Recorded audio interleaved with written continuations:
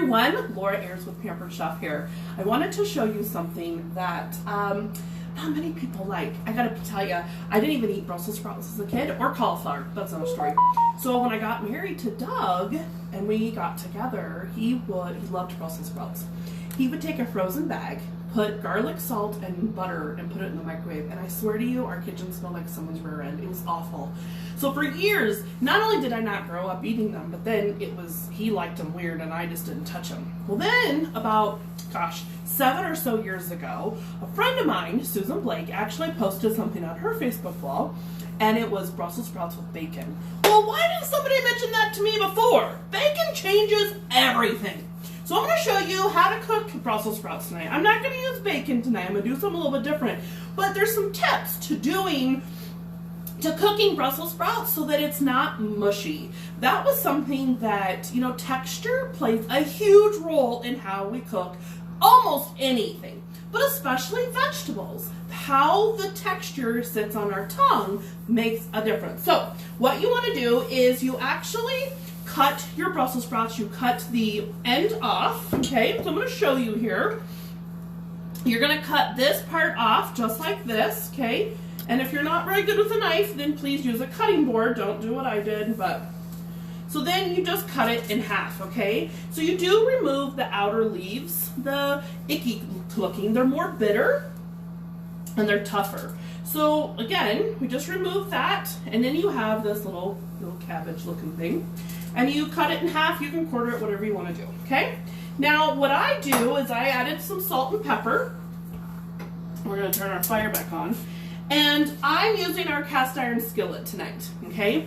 So you want your skillet nice and hot, and then we're going to add some butter. Now, you can use olive oil. Any of it works. It's fine. But what I really like doing is cooking the bacon, and then using the bacon grease with some butter. Again, it's not super diet food here, but it's flavor.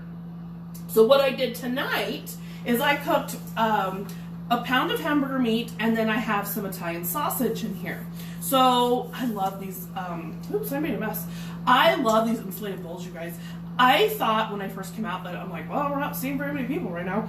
But I use them just in everyday cooking because I can make whatever I do make, and then it keeps it warm for 2 hours. So not that I'm waiting 2 hours, but it's still nice and warm. So we have our skillet going. So I'm just going to add some more butter. We're going to get that melted, okay?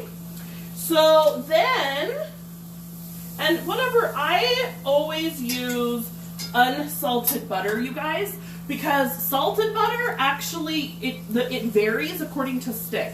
So it will change the flavor of whatever you're cooking or baking. So I just buy unsalted and then salt and stuff myself. So this right here are Brussels sprouts that I've already prepared. And so we're just going to put these right in the skillet, okay? Now, these are going to just cook, and they're going to do its thing. And actually, I will move them around a little bit, but not a whole lot. So let me show you what they look like here. Now, I actually like them even browner than this, but you get the idea. So remember, we're caramelizing. And what is caramelization? It's taking your natural sugars and caramelizing it and making it, it's enhancing the flavor. It totally is important. And our lid to this one broke, so we're improvising a little plate. But, so what we're gonna do now is I'm gonna show you in the cast iron, enameled cast iron 6-quart pot. Did you know that this works on induction? That's right. Induction is my least favorite, but a lot of people like it. So I just have tortellini in here, and I'm going to take our meat and put it right in here, and I'm going to end up putting this in the oven with lots of cheese. So lots of meat there. Again, if my husband thinks there's no meat, then I'm obviously trying to kill him. Now, one of the things, I'm going to add some mozzarella, shredded mozzarella, and I have shredded Parmesan, but I also have I got this brick of cheese. If you live in Grand Junction, Colorado, there's a thing called Rooted Gypsy Farm, and They had a cheese block in there from a company in Olathe. I was going to show you the wrapper, but now I can't remember. I'll post the link later.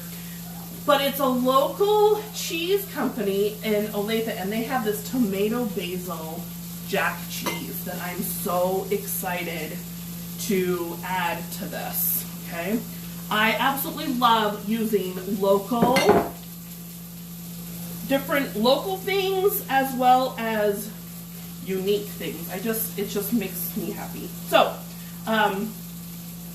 here is our pasta dish. So what I'm going to do is I'm going to put the lid on this, and then I'm going to put this in the oven and let it bake while our Brussels sprouts are cooking. And like I said, I'll show you a finished picture, but this gives you an idea of the caramelization. So try Brussels sprouts and caramelize them. Bye.